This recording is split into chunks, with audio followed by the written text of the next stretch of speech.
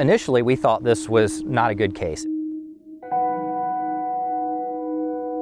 It was probably an open and shut case, mainly because the police had found our client, our eventual client, to be at fault. He's going to be at fault. He was trying to cross the roadway, and then when he saw the truck, he tried to speed it up. Well, the truck swerved. That's not his fault. He's trying to avoid the collision with the pedestrian. There was an eyewitness who was named in the police report, and it didn't look like it was going to be a good claim. I was definitely on the verge of turning this case down until I came and set foot on the ground myself. Attorney Chris Gunnels went to Columbus, Georgia to investigate the accident of 69-year-old Edgar Gist. He retraced the steps, found another eyewitness, and did some digging. According to his findings, the story didn't add up. So I went to the left. Right. He tried to run across. I remember coming around that corner because I was on the grass. I just couldn't get out of it. I tried everything I could to get out of this way. Yes, sir. Yeah, I just couldn't get out of this way. Mr. Gist was walking home from the grocery store when a pickup truck hauling a trailer carrying a 5,000-pound piece of equipment ran into him. If you look at the police report, it states Mr. Gist was in the middle of the road. The driver turned left to avoid hitting him, but Mr. Gist also walked left. The driver's story was that he was coming down this road and Mr. Gist was standing in the middle of the road, but he couldn't avoid him because he didn't see him in time. In fact, Mr. Gist himself and the eyewitnesses said that he was actually walking down the side of the road just as he should have been, a couple of houses away from his own home. But I can remember distinctly seeing his truck coming towards me, you know, and there was no place I could go. As soon as I looked up, and I was totally on the grass at that time, and he just rammed into me. I couldn't even get up after that. I could see blood dripping all over my clothes. I couldn't see this cut over my eye. I could feel the pain in my elbow. Felt like someone had taken it off.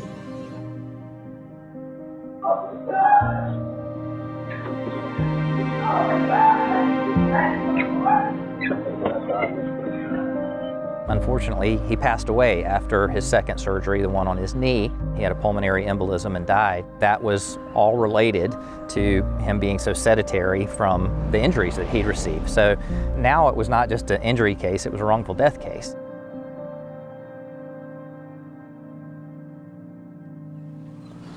My dad was everything to me.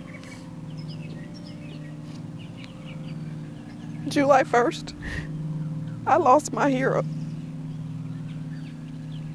I lost my navigation in life.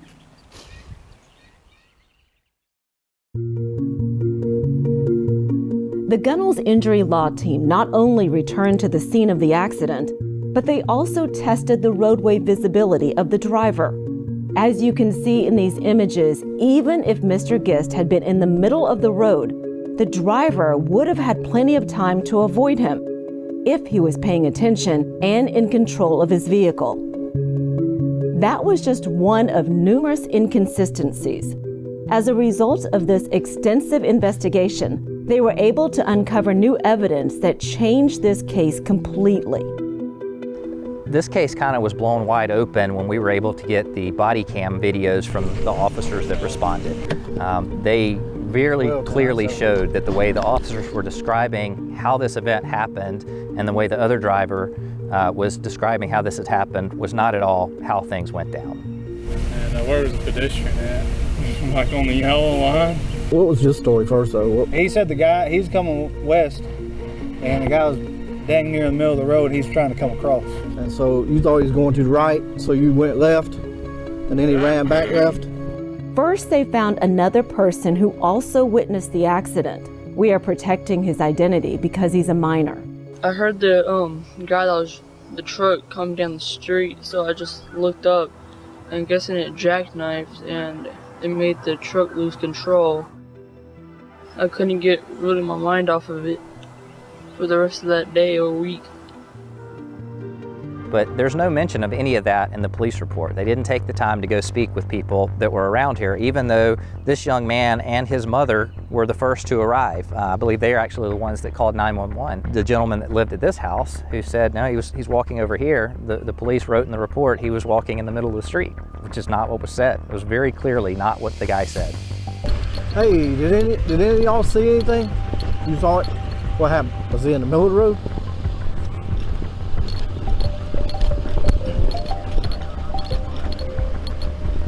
So he was here? Yeah. And that guy came in his lane? Okay. So he's saying he's pretty much in the middle of the lane. Well, no, he was on that. He was on his side of the road, and the guy in the truck swerved. A closer look at the body camera footage showed there were other things that didn't add up. There were just so many strange things. Like, he's coming down this road and he hits the gentleman right here. He doesn't stop in this area right here. He goes to the stop sign and turns the corner and parks on the road over there, which didn't make much sense to me. One of the first things he tells the officers in the video when they ask what happened is he says Mr. Gist was walking down the middle of the road, and he says he was walking right down the yellow lines. What happened? You got a driver? Yeah, I'm the driver. When I was yellow, on the yellow line, pretty much. So he was in the middle of the roadway? Yes, sir. All right. He was coming this way. And where was the pedestrian at? Like on the yellow line. This is exactly how the road was. There are no yellow lines on this road. So there were just a lot of things that didn't add up. One of the officers at one time, this guy was slurring his words and he was very worked up. I mean, am I at fault in this? I mean, since he was like in the middle of the road? I didn't see that. I'm just... He wasn't making a lot of sense, and I heard one of the officers say to another, You think this guy is DUI? He's like in front of him. I didn't go all the way. He said his adrenaline's going, which I get, but I mean, he's not stumbling around or anything like that. No, I'm just nervous because this is a brand new company. Just started 2.5 months. Watch out behind you. they didn't do any DUI tests or any field tests, and the video showed various things that just showed that to be untrue, including that the driver tried to pay Mr. Gist off at the scene.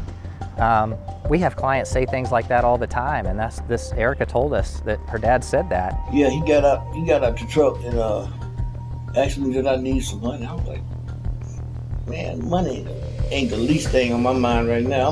My mind is on getting to the hospital. I frankly didn't believe it. And then it's in the video. It's not in the police report, but it's in the video.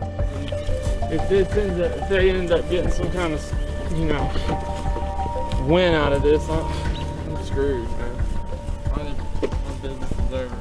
That's what I'm saying. I told the guy, I'm sorry for what happened, but man, I'll pay you cash right now. I've got, my business does very well. Yeah, so you have a license. You shouldn't tell nobody that, man. As soon as that police got there, he changed his story and told them I was in the middle of the street. And when the police came back and told me, I said, no, I wasn't in the middle of no street, man. I was on the side of the road when that car hit me. I know that for sure. I was totally on the side of the road. And he drove right at me. It ain't like he didn't see me. He was looking right at me. Right at me now. When I looked up and saw him coming, wasn't nothing I could do. I couldn't go nowhere. I couldn't dive out the way because he had got there for me too quick. All I could do was take the impact. Also on the police video, the driver admitted he was going over the speed limit. How fast were you going? I'm not trying to cut you off. No, I mean, 35. I could have been going more than that. But that was not found in the police report. But perhaps the most disheartening discovery would be this, what the family considers a lack of compassion. As he was sitting there, one of the officers asked if there was anybody they could get for him. I think meaning, did somebody live with him? Could they come get him? He lived alone. He was not married, and he gave them his daughter Erica's phone number. He was seriously injured, and he asked could they call his adult daughter, and that never happened. Huh? Whoever told me to give us the daughter, I don't know why would you do that? I don't know. Who's that? So I told him if He had family up the road because he stays up the road. I'd go up there and talk to him. Oh, okay. But everybody lives by themselves, so somebody wrote down his family's, and he can call them. I was just gonna offer to go up there and let him know, hey, so-and-so's been in an accident. All right. That Who makes wants sense. that? Yep. And then the garbage wants it. All right. It's a reminder that you always have to be thorough. I think about, for so many reasons, if I had not driven down here and taken a look myself, if I hadn't taken this case, if I hadn't done the investigative work, if we hadn't found the witness, if we hadn't gotten the body cam video, just how different a result this would have been. What happened next were 2 attempts to get the police involved. First, Erica tried. Erica initially reached out and filed her own complaint, and she got a very short form response saying, we don't find any misconduct. So I said, okay, well, we're gonna get involved in that now. They found no wrongdoing on their police officers. Are you kidding me?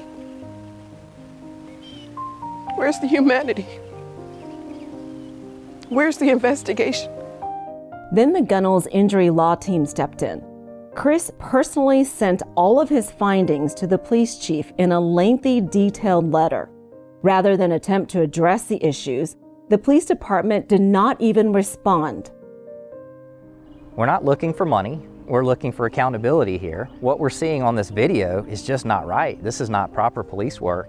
While the discovery of what actually occurred allowed the claim against the driver to be addressed, Erica and Chris believe the conduct of the officers also needed to be addressed.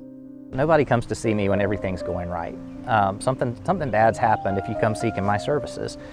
But there's silver linings in these cases. We were able to help Erica get some closure in what was going on. We were able to figure out what actually happened. That was the thing. Everybody was just saying, well, it was your dad's fault. It was your dad's fault.